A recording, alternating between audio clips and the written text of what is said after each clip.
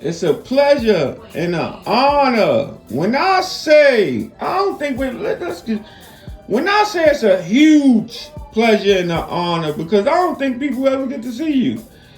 One of the co-founders of Roc-A-Fella, one of the people that kept the engine running from the background. Bruh. For those who don't know, Kareem Biggs, what's going on with you, brother? What's going on?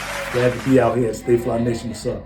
Now, before we get into that, how did you get the name Biggs? That is your name, right? Yeah, that's my name's Burke, but they start calling me Biggs. In the '80s, everybody was thorough in the '80s, so I used to hang out with dudes that was 5 and 6 years older than me, and that's where the name Biggs came from. They just gave me that handle and it stuck, so I just kept it. So now, being one of the co-founders of Roc-A-Fella, and we know you know Dame and them your whole life. So now, when the start of it, how was it? Give us a little insight. Me and Dame had always been cool because me and Dame from uptown. And Dame actually brought Jay over, and I wasn't really feeling Jay at first. I said, hold up, wait a minute. He was rapping on some Brooklyn stuff, and I wasn't really feeling it. Dame took a liking to him because he had some ups on when he came through some uptowns. That's our moniker uptown. So. But what happened with me and Jay growing on me basically was I went and he battled DMX, and when I heard him battle DMX, I was like, yo, Dame, this dude is actually the truth. So that's when they got my support basically. And what was like your job title down there? What did you I was like an A&R, I helped them with just big, like yeah, because I like to stay behind the scenes, when I would tell them what music sound good, what artists on the sign, and what records actually I gave the thumbs up to. But I was never about chasing that clout, what they do today. I was never about that. And with the breakup, who did you try to reconcile? Did you try to keep it together? I want to stay together. I hate when parties come together and they form great corporations and then they sever ties and all that. I want to stay together, but I had my own problems at the time. I had caught a marijuana conviction. I had to go do some time, so I had little tax situations. I had a bunch of issues I was dealing with on my own. So I understood, and also I understand growth. You know what I'm saying? People want to grow and go their independent ways. I respect that. And so whose stands would you take, Jay's or I ain't gonna Dave's? take nobody's stands. Everybody got their own position. I have my position. And so now, do you get to talk to Tata a lot? No, I ain't We like hearing about Tata. These guys, they doing a big thing. They flying around the world. They doing businesses. I got my own business going on. So everybody, everybody's doing what they supposed to do.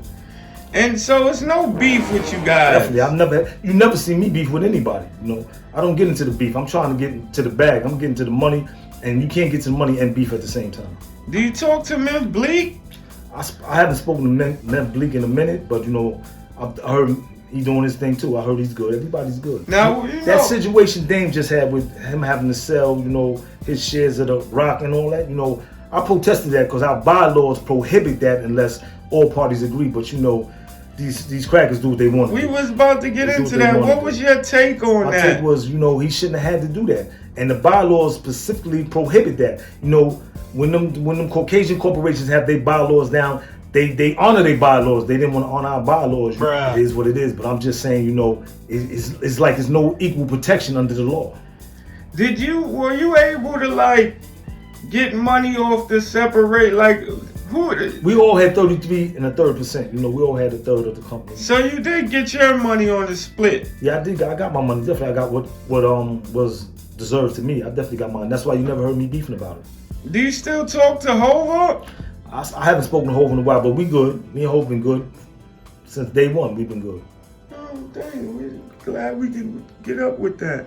And so now, before we let you go, it's been on everybody's mind. It's been on everybody's playlist topic. We know you're one of the greats and been around for a minute in the background scenes and just everywhere.